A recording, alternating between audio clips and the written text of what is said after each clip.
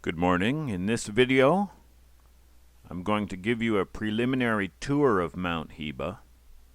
Mt Hiba, home of the Hibagon, the Japanese Bigfoot. Mt Hiba, center of most of the modern Hibagon sightings and activity. Today we're going to pay special attention to its two summits. Two summits, we've mentioned them before. Today we'll take a good look. I'll show you our possible climbing routes for next month's trip, and at the end I will raise a highly controversial question about one of these summits. This video is inspired by a little chat I had last night with someone on here, someone on Team Hibagon. It was a kooky little midnight chat, and I haven't asked this person if he or she wants to be credited. So for now, I'll just call him or her Anonymous Kook, kind of like yesterday's mystery donor. I don't mind taking the kook heat. I'm the guy who saw a sea monster. Two more reasons for this video. One, to acquaint you with the mountain before we go. I know it can get confusing. I get confused. You're going to appreciate it more if you have an idea of where we are and what we're looking at. Two, I'm going to be holding my younger daughter's hand most of the way. Wife and elder daughter are going to be buddies, and I may even rope them together with rope or chain. Younger daughter and I are going to be buddies and also roped or chained together, just to make sure that no one gets away from anyone else, not even for a minute. Well, except maybe me, because I will have to unchain younger daughter from myself and chain her to my wife while I go and set up some trail cams. The point is, I won't be able to film everything along the way, and you know Murphy's Law and all of that. There are going to be gaps in my videography. Right, Mt Hiba. All of this here. The ridge line runs north-south and is approximately 6 kilometers long. Two summits, here and here.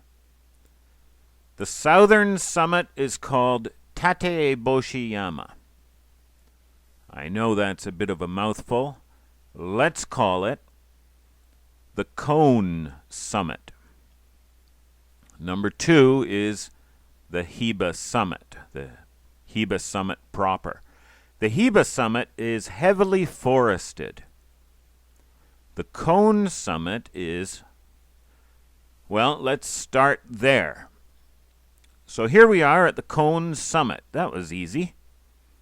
Looking south, we see the ridge line. Kumano Shrine is down there at the end. Stepping well back now, we can see the Cone Summit on the left and the ridge line south on the right. Looking due south, this is a big old flat platform we are standing on. Please remember it. We're going to talk about it later. We'll come back here. Turning around 180 degrees. Now I am looking due north, and I can see the Heba Summit and a fellow hiker. Hello there, fellow hiker. That Heba Summit is about 1 kilometer away. Okay, a reminder of where we are. We are at the Cone Summit. It is windswept and brushy with knee-high vegetation. You get a great view of the region from here. One last look around, and let's hike north. When we get to where that gentleman is, you can see that we have to go down, down, down, and then up, up, up. As we go down, the vegetation is also coming up around us, and pretty soon it will be all over us and around us, kind of reminding me of Seraphine Long. Okay, this was the cone summit, circled in pink. If I take off the pink, I think you can still make out the round outline. On the left of your screen, you see the weird radial lines shining up here. They shine right up as if they're shining on this cone summit. And you see the flat platform that we were standing on before. We're going north. We're leaving this area. Down the dip, up here, and then up to the Heba Summit. Okay, I couldn't find the wooden sign. It's around here somewhere, but this is the Heba Summit. It's all treed in. You can't see much of a view. Right around here somewhere is the tomb of Izanami, the mother goddess, right back in there.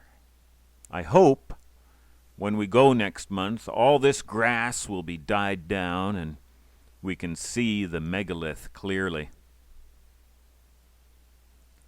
Well, from here it's a long but easy walk down to the prefectural forest parking lot. Down, down, down, down at the very bottom, dirt path changes to concrete walkway, and finally we are out. That stone there says prefectural forest, and on the right is the trailhead that goes up to the Heba Summit. We just came down from there. Okay, this is the southern half of Mt Hiba. Kumano Shrine on the very southern foot, and we have this road. It goes all the way up, almost right up to the Cone Summit.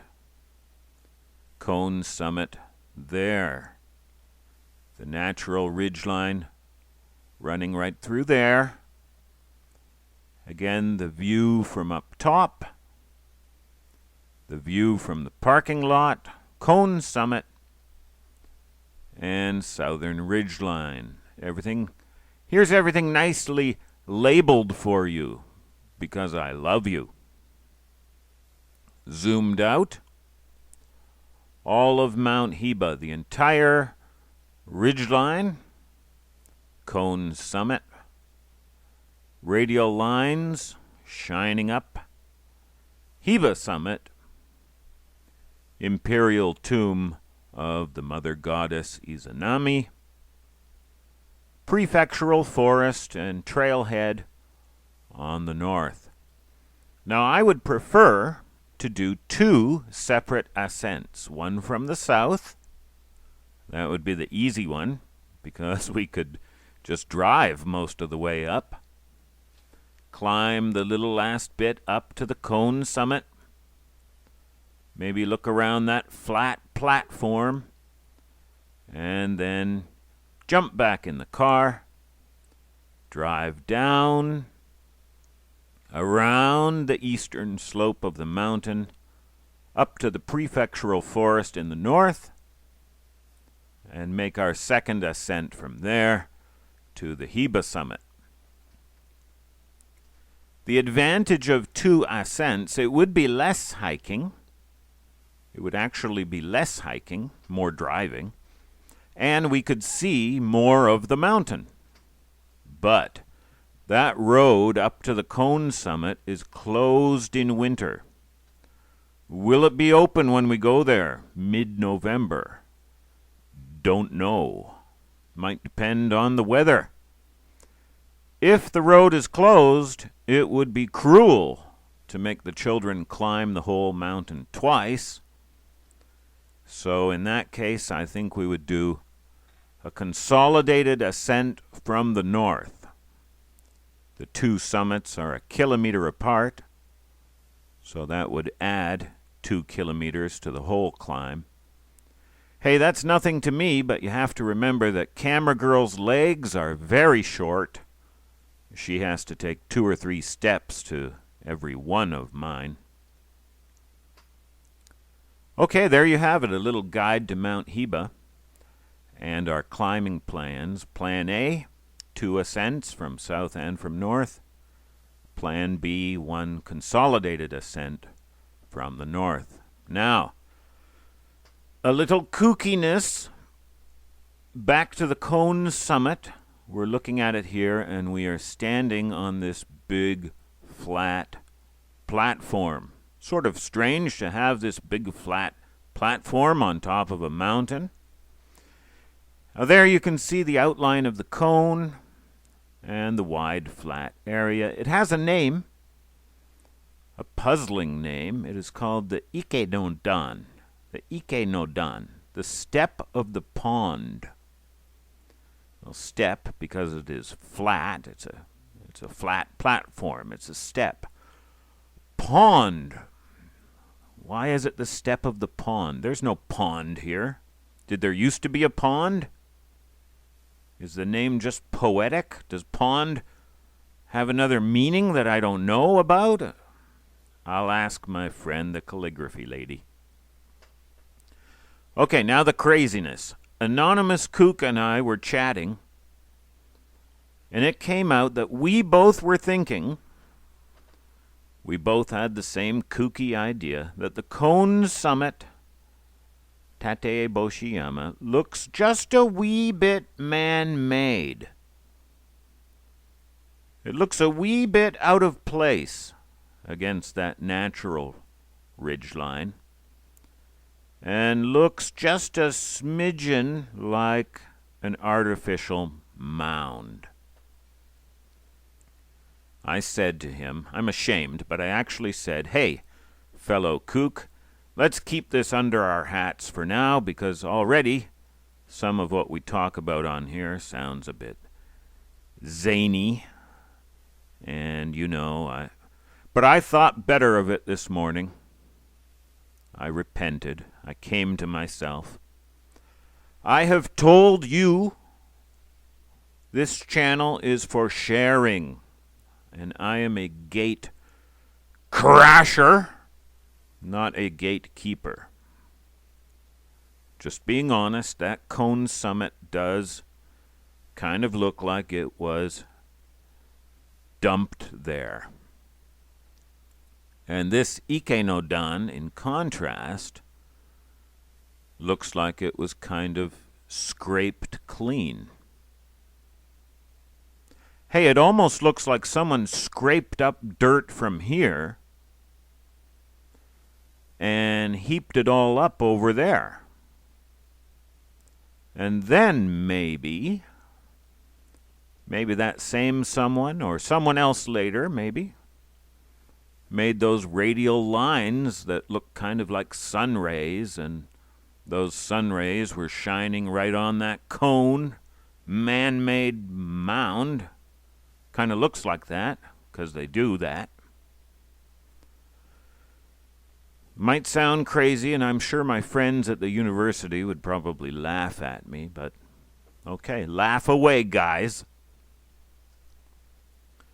Well, we've virtually hiked the mountain. You know it has 2 summits. I'm coming out and declaring it. That cone summit looks a little suspiciously out of place. It looks a little man-made. And those weird radial lines do kind of shine up straight at it. And we do have a suspected man-made pyramid mountain 25 kilometers south of here, in a straight line right down 74 kilometers to that Mukashima megalith site. And there on that suspected pyramid mountain, there the Imperial Japanese Army did remove the Sunstone megalith from the summit just prior to World War II. Kind of strange that the army was taking such an interest in megaliths with so much else on its plate.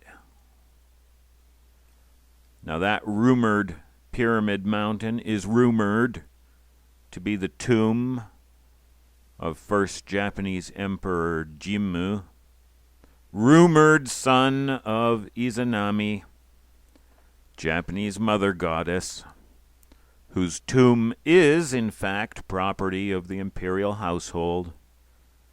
And we just passed it on our little nature walk on our beloved Mt Hiba. So call me crazy, but everything I just said there is true. Anonymous fellow kook, thank you.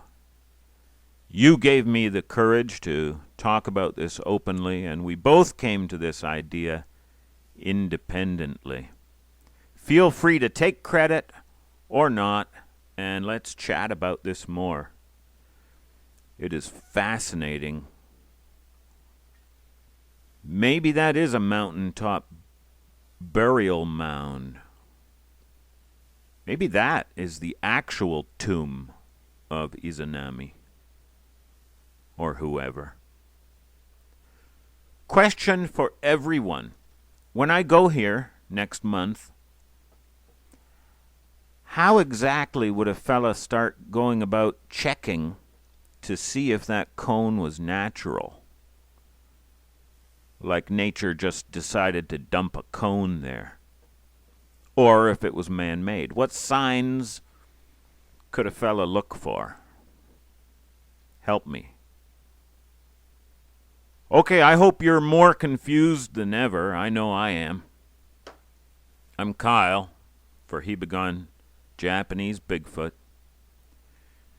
The insanity continues, so please stay tuned. All right, bye-bye.